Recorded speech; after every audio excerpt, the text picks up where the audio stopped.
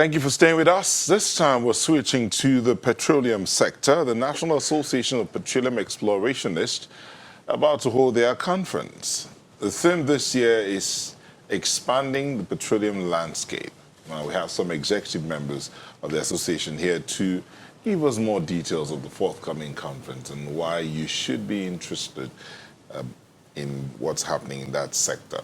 Joining us here is Mr. Ajibola Oyebamiji, who is the president, a fellow of the National Association of Petroleum Explorationists. Thank you for joining us. Thank you very much, sir. He is the president, the current president, right? Yes, please, the current president. Also here is Alex N. Tarka, who is the president-elect. Thank you very much. So we have the one who's going and the one who's coming. Yes. Here. Okay, but so obviously you're the one that planned this conference for this year. Yes. Is that what you're going to be handing over to him? There is no vacuum in NAPI, so I will hand over to him in November. In November, yes. At the conference? At the conference, at the last day of the conference. Wow. So he's looking forward to November 21. Last year, Andrew handed over to me November 22. Okay, okay, so you're doing better November 21. Yes. Tell us about this conference. Okay, thank you very much. This year's conference is unique. I will start by telling us the theme, expanding Nigeria's petroleum landscape with digitalization, innovation, and emerging technologies. The Chinese proverbs says, when the wind of change blows, some build walls, but others build windmills. So when you build walls, you are resisting the change. So technology is playing a major role across the various sectors of the economy, including the petroleum industry.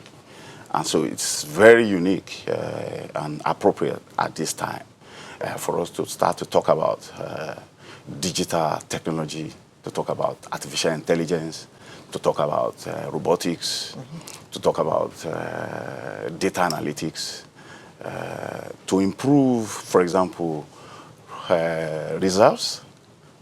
I mean, the government is interested in improving the reserves base of the country. We've been talking about improving the reserve base for several years.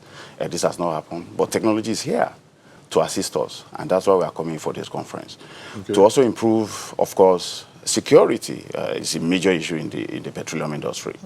We have so many things, artificial intelligence, we have robotics, we have drones. Would it also improve accountability and transparency, because the industry is believed to be a very dark industry? Oh yes, excellent, because really, one of the things that technology has helped to do really is to be able to monitor, for example, with the use of artificial intelligence.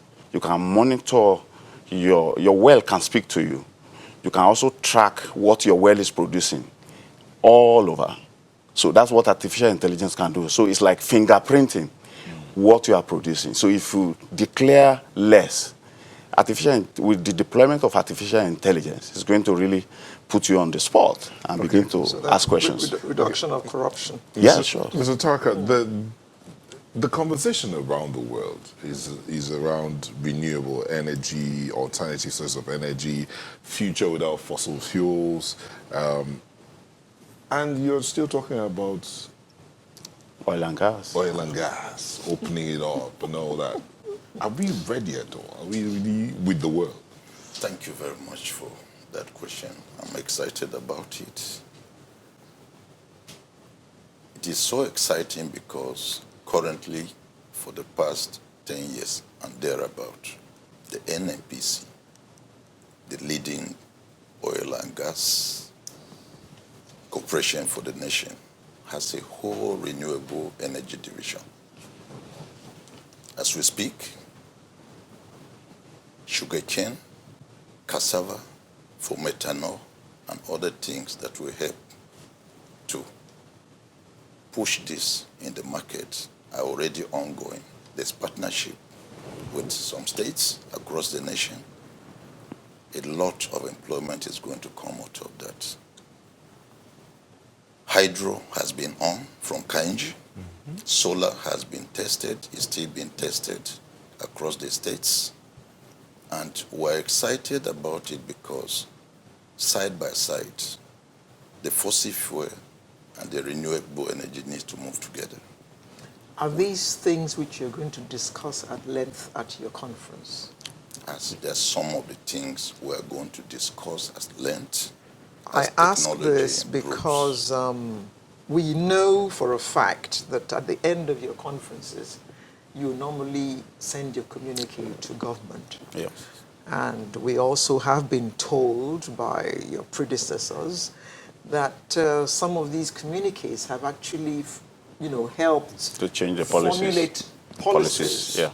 So, how much are you expecting the outcome of this regarding renewable energy to,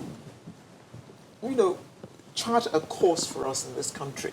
Because we are still using firewood and we are still doing all those 18th century things, As technology improves, like I've said, it makes it easier to deploy renewable energy. Some countries, like South Korea and others across the world, depend solely on it. We have some parts of Europe that are just more like wind, very clean energy.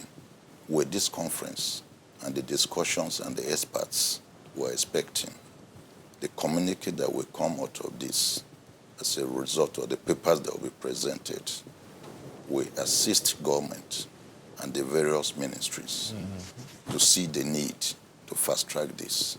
It's achievable. We have been on it. It has been tested.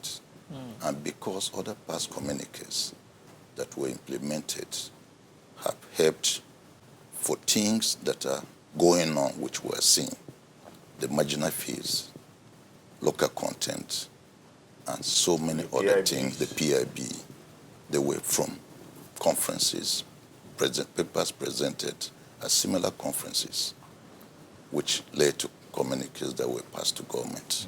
We're expectant, and we believe a lot of this will help to make this possible.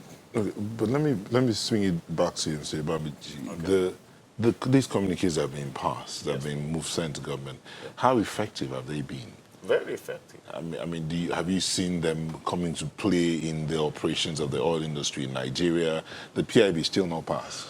Okay. Part of it. I use it holistically. It's still, the investment in the oil and gas sector in the country hasn't improved as much as one would have thought it should have. Okay, let me just start from where he stopped.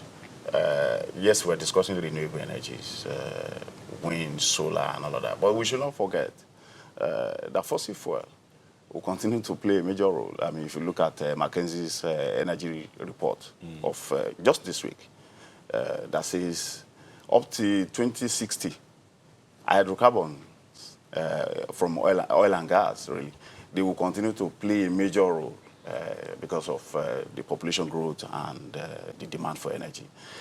Be that as it may, for the previous communique that have been generated as a result of our pre-conference workshops, for example, in 1990, we had a pre-conference workshop on entrepreneurship opportunities in the upstream sector of the industry. And that's the one that has given rise to all the marginal fields companies that we have today.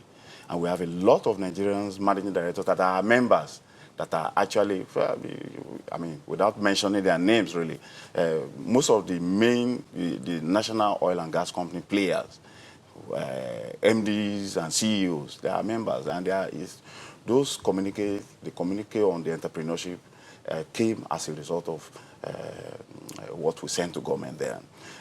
The one on the Nigerian content, the local content, we had a pre-conference workshop in 2006, and the act was passed in 2010.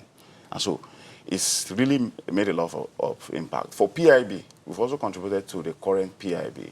Yes, of course, one of the areas that we're also advocating, we advocate for these policies, and we'll continue to push. PIB has not been passed. Yes, we are also making an effort to reach out to the National Assembly members. So many of them are going to be at the conference, especially the Senate Committee Chairman on the upstream sector and the gas. They will be there. And so this is one of the reasons we are bringing them to the conference, to come listen to us and take our input in order to pass the bill. Okay, we'll take a moment. When we come back, we'll tidy up with a look at, okay, new discoveries, Okay. talk about renewable, but you're still getting new discoveries and how all of that will play out at the end of the day. Please join us again.